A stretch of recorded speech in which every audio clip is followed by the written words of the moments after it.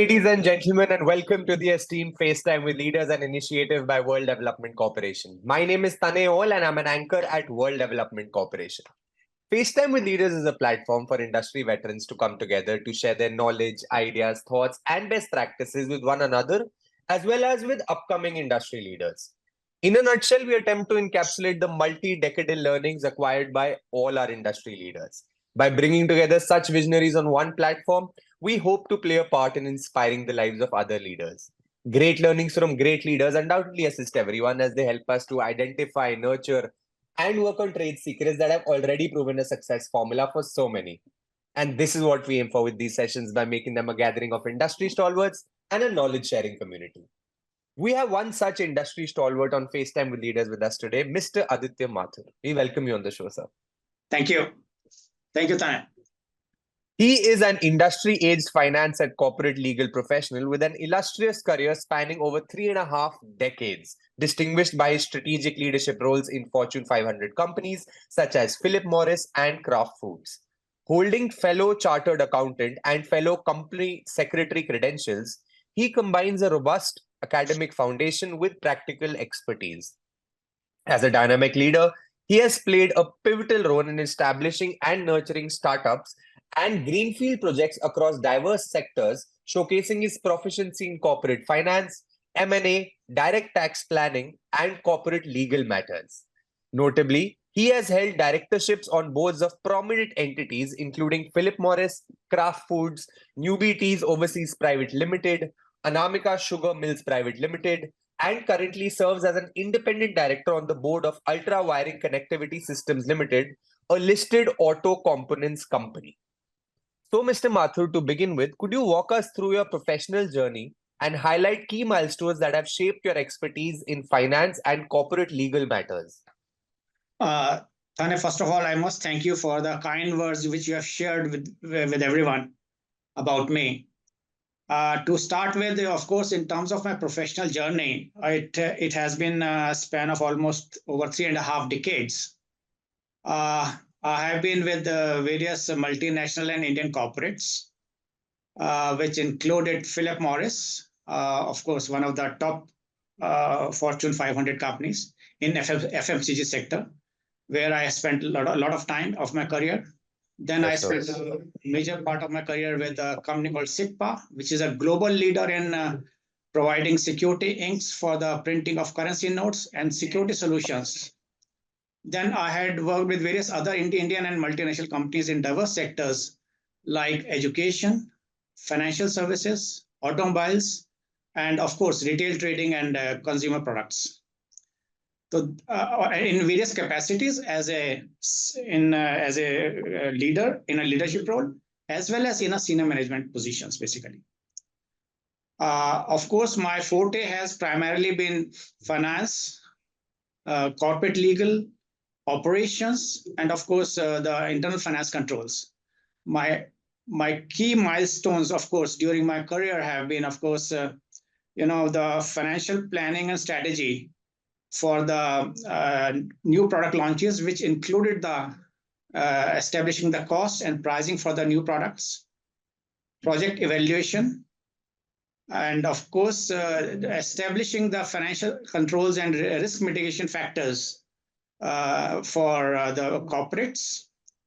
In terms of the treasury functions, I did a lot of work in getting the project finance for the corporates, getting the credit working capital limits for the banks for the various corporates again, then managing the corporate funds, surplus funds in terms of their investments, and of course, hedging and forex hedging, etc. Besides this, of course, I had a chance, rather, I'll say, to work on the acquisitions and corporate restructurings. In addition, of course, I had also a role of corporate governance, being a company secretary as well, besides the chartered accountant.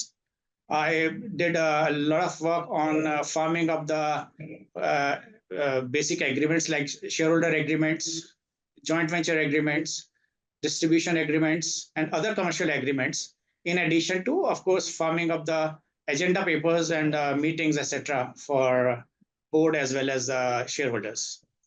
In addition, of course, I've been liaising with various authorities and ensuring the compliance with the corporate law for the various corporates. This has been a brief journey over 3.5 decades, basically. So, given your extensive experience in setting up startups and greenfield projects, could you share some insights into the challenges you faced and how you overcame them? Well, Tanay, of course, the startups are a big risk organizations for anyone's career, I'll say. But since I had an opportunity to join the top companies of the world, of course, the startup in one of those companies was really challenging, especially keeping in view the complex regulatory and competitive environment, wherein, of course, as against today's scenario of ease of doing business, where the business has become much easier. During those times, I'm talking about early 90s or so, wherein, of course, the government approvals used to take a lot of time, and we had to really slog in and read between the lines in terms of the regulatory regulations which are applicable to the seeking of various permissions from the government. So, of course, we did a lot of running around along with our senior team members, other senior consultants, basically. And ultimately, we've got a breakthrough in getting the work moving forward. And it was a big sigh of relief for all of us, ultimately. Besides this, of course, in terms of the competition, it was very severe. And we managed to, strategize and ensure that our entry strategies and pricing strategies are perfect. And that helped us in launching our products into the Indian market. Yeah, and of course, besides that, of course, in one of the other project, greenfield projects, the challenge has been seeking the finance for the project from the financial institutions. And of course, the financial institutions for new projects, they are a bit wary in financing and looking at it. But again, we had to do a lot of liaising and ensure that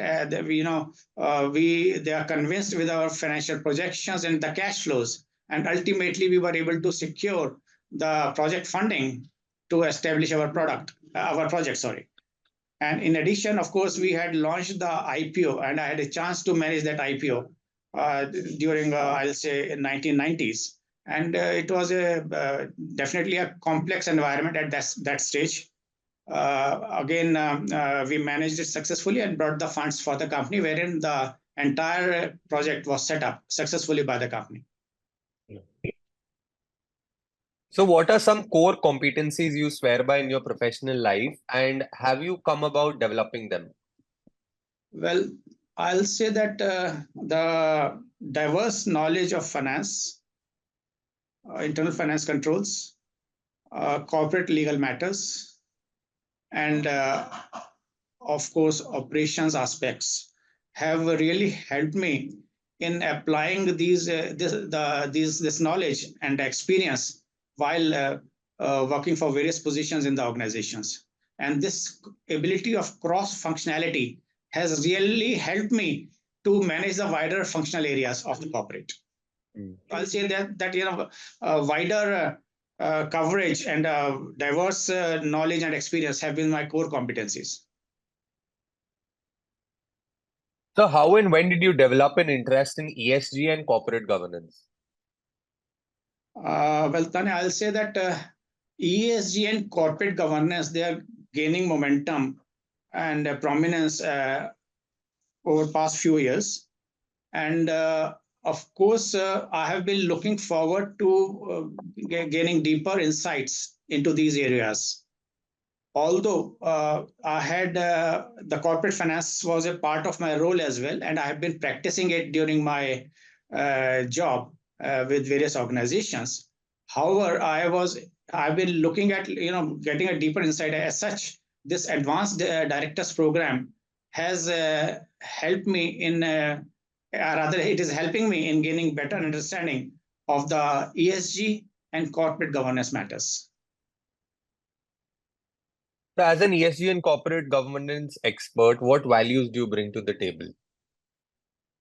Well, Of course, I'll, as a ESG expert or corporate governance expert, I'll ensure that yes, first of all, the environmental and social impact out of the operations of the company, they are duly examined by me or by the team. And once they are examined, of course, we'll ensure that yes, the key focus areas from the perspective of ESG and social and corporate governance, basically, they are basically identified. Then, of course, we'll ensure to lay down the right environmental and social management systems, implement them, and ensure that the entire task of implementation is put in place. Thereafter, of course, we will ensure that yes, they are duly monitored, reviewed, and evaluated at regular intervals. And above all, of course, a continuous upgradation or changes to those processes which have been established, keeping in view the dynamic global and regulatory environment, which is bringing a lot of lot many changes in the ESG and corporate governance standards. That will be my approach, basically, to any organization. So, what are some of the biggest technology-led changes you have seen in your field, and what changes do you foresee with the advent of all these upcoming new technological changes? It's an interesting question, I'll say. I take you back to the days when, of course, we used to use the calculators, and rather, when I used to give my exam of CA, I gave one of the initial exams without even calculator. So from calculator age or typewriter age to, of course, computers now. And there's a lot of advancement. That's the first step, I'll say. And of course, from computers to then, controlling of the systems of any corporate through ERP, as against earlier manual or maybe Excel-driven systems. And now, of course, fully integrated ERPs like SAP or Oracle, they are being used by various corporates. That has been a big technological change, I'll say. And now, of course, the environment is that, AI, the artificial intelligence, and the robotic culture is going to be coming in, and that is going to be the future for the organizations to manage their operations, basically. So we're building a community here of industry magnates. The move is meant for cross-pollination of knowledge and building a knowledge-sharing community of corporate giants and industry experts. Right. What are your thoughts about this initiative taken by Mr. Zishan Pathan, Mr. Heval Mehta, and the whole World Development Corporation team? I'll say that Zishan and Heval and the entire corporate team of WDC, that you all are doing a tremendous good job, and it's a great initiative. And of course, by bringing all these, all of the team together, there'll be cross, brainstorming, etc. There'll be sharpening of thoughts. New innovative thought process will come up, which will obviously lead to a better or more proficient industry experts. And ultimately, that is going to contribute to the overall, growth of the economy, I'll say. So this is a step which is taken in the right direction by the entire team, I'll say. And I must congratulate the entire team. Great, sir. It was fantastic conversing with you, and I'm confident that your insights will truly inspire future leaders. Thank you so much for joining us today, and wish you the best for your future endeavors. Moreover, trust that this initiative by Directors Institute unquestionably has expanded the participants. Thank you, Stane. Thank you. Thanks a lot. Bye. Have a great day. Same to you as well. Bye. Have a good day.